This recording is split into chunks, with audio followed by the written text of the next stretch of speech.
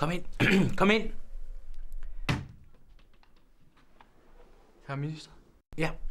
deres kl. 13-aftale venter. Ja, vis ham bare ind.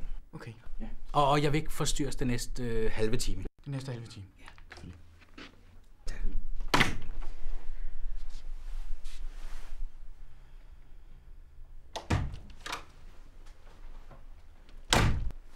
Vil de ikke sidde ned?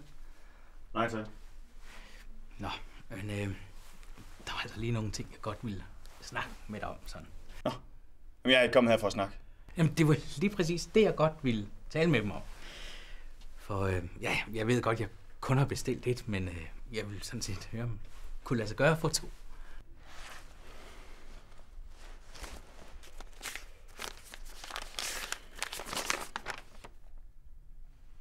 Men du har kun betalt for et.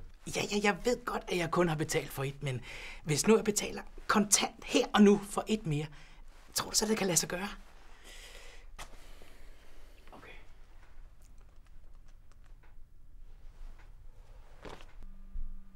Ja, jeg står her hos kunden. Han vil have 2. Ja, hvad så? Okay. Ja, det bliver så 800 kroner ekstra.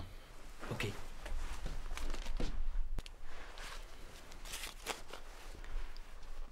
Hvordan vil du så have det? Ja, sådan set op til dem. Jeg stoler på deres ekspertise, så bare de vil gøre lidt hårdt, så vil jeg være dem taknemmelig. Ja.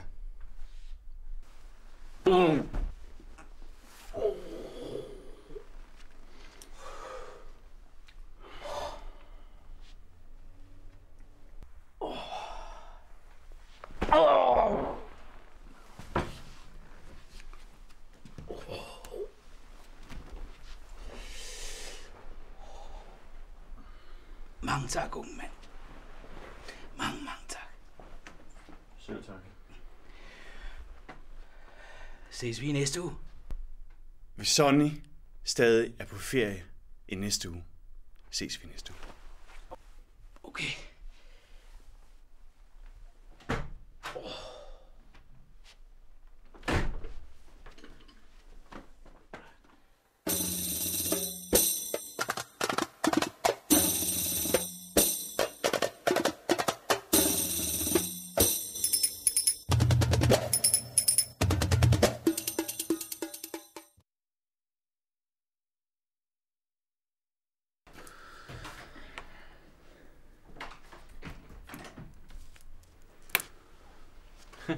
Dag. Goddag. Jeg hedder Knud. Jeg hedder Samir. Ja, du skal til jobsamtale, forstår jeg. Det er rigtigt. Ja, sæt dig ned. Så skal du have. Ja. Tak. Nu skal du ikke være nervøs, vel? Tak, jeg er ikke nervøs. Så skal Nej. du have. Er du parat til at gå i gang med interviewet? Ja. Ja, godt. Bla. Bla, bla. Bla, bla og bla, bla. Og bla, bla, bla. Bla, bla. Hvad? Bla.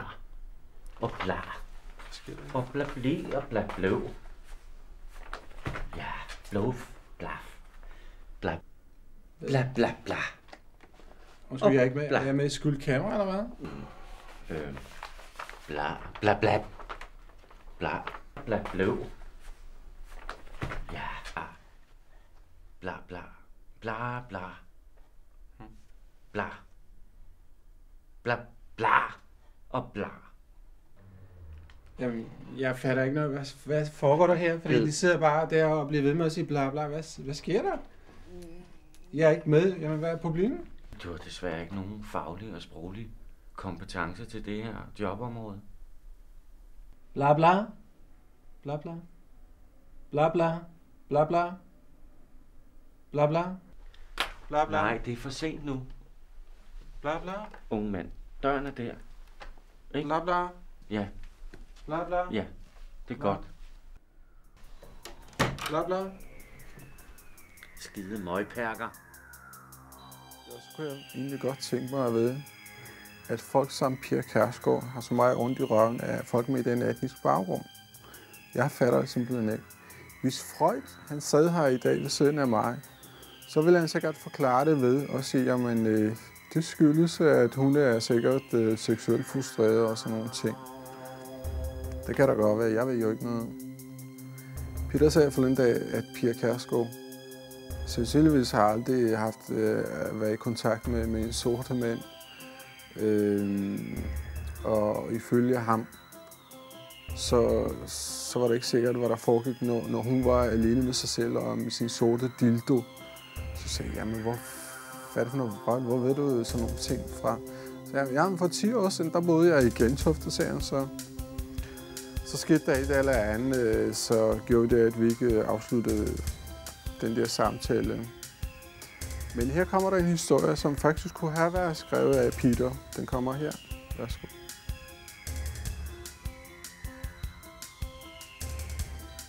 God aften og velkommen til Verdensbriller. I aften skal vi snakke om reinkarnation. I den forbindelse har jeg en gæst i studiet fra Hellerup, som oprindeligt kommer fra hindu-religionen i Indien.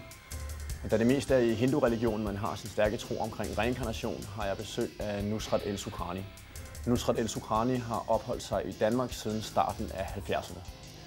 Nusrat El Sukrani, før vi gik ind i studiet, der fortalte du mig noget meget interessant, som jeg godt vil have lov til at dele med seerne. Hvad var det, du fortalte mig? Jamen det er jo det, at jeg er faktisk reinkarnation af Dirch Passer, den største komiker i Danmark fra 70'erne, slutningen af 70'erne. Dirch Passer? Ja. Interessant. Hvordan kan du være sikker på det, og hvordan har du fundet ud af det?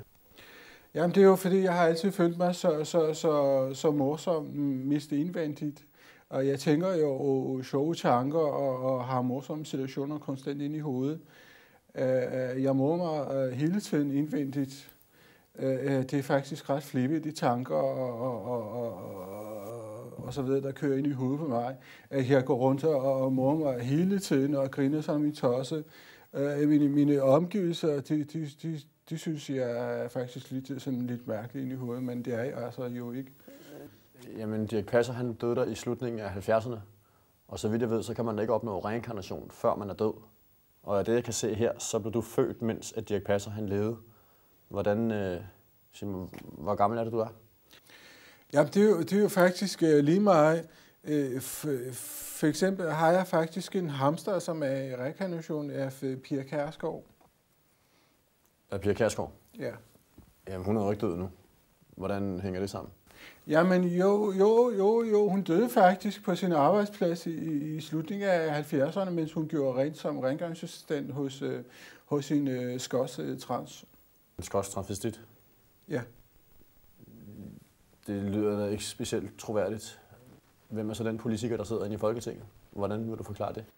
Jamen, det er jo det interessante ved det er, at ham skotteren, han ville så gerne ud af skabe som trans på det tidspunkt, men tog det ikke rigtigt.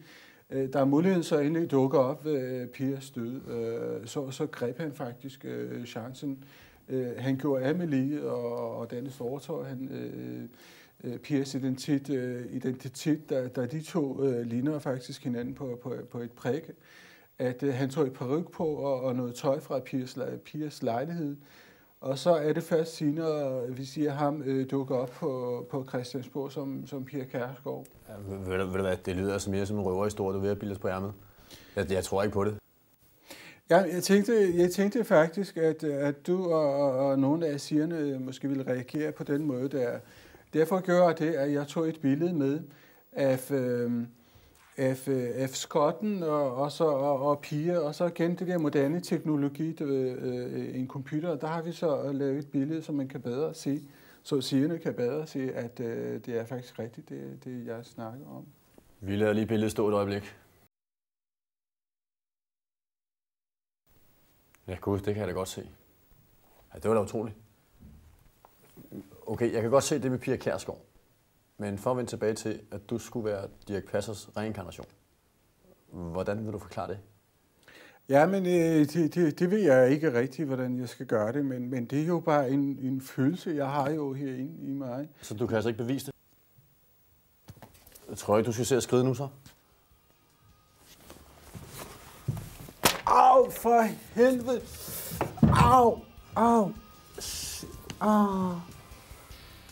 Tak for i aften og på gensyn. Ja, okay. Peter sagde tilfældigt forleden dag, hvorfor det der folk med den etniske baggrund ikke gider arbejde. Så siger jeg, hvad mener du? Jamen, de laver ikke skid. De render rundt her og der på tyrkiske, arabiske kaffeklubber og gader og stræder, og de laver sgu da ikke en skid. Så jamen, det er jo fordi, de bliver diskrimineret på arbejdspladsen. Der er sgu da ingen, der vil have noget med dem at gøre.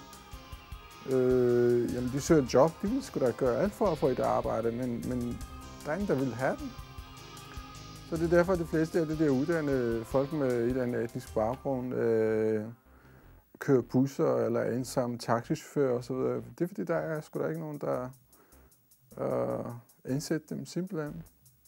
Her kommer der faktisk en historie, der handler om en af de der uddannede, som har fundet sig et passende arbejde, og den kommer her. Værsgo at se.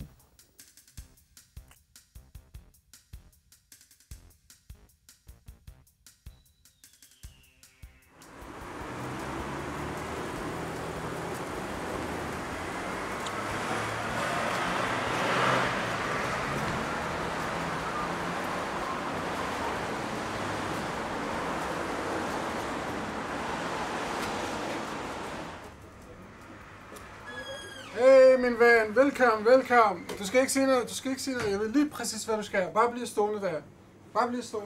Jeg kommer over til dig. Jeg kan sige på dig præcis, hvad du skal have. Jeg kan mærke det på dig. Jeg kan sige det på dig. Du skal bare den her vej. Jeg viser dig, hvad du skal have. Er det okay? Okay. Godt. Bare blive stående her. Jeg giver dig de ting, du skal have. Du skal have sådan en her. Og så skal du have sådan en ting her. Værsgo. Og det bliver 40 kroner. Jamen, jeg skal ikke have... Har du nogle penge? Jeg skal ikke have... Har du nogle penge? Jamen, det er lidt det, du skal have. Jeg kan sige det på dig, mand. Kom så, vi går lige over til kassen. Det bliver 40 kroner. Har du nogle penge? Hvad? Kom nu for helvede, mand. Jeg har ikke hele dagen. Har du nogle penge? Jeg skal jo ikke have...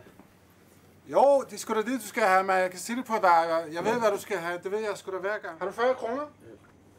Men jeg skal jo ikke have...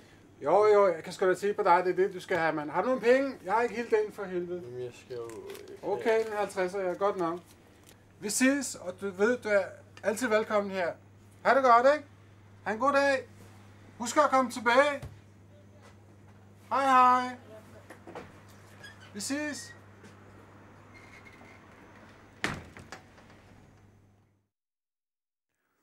Ja, konflikter mellem danskere og konflikter mellem folk med et andet etnisk baggrund. Jamen, hvad er der for noget?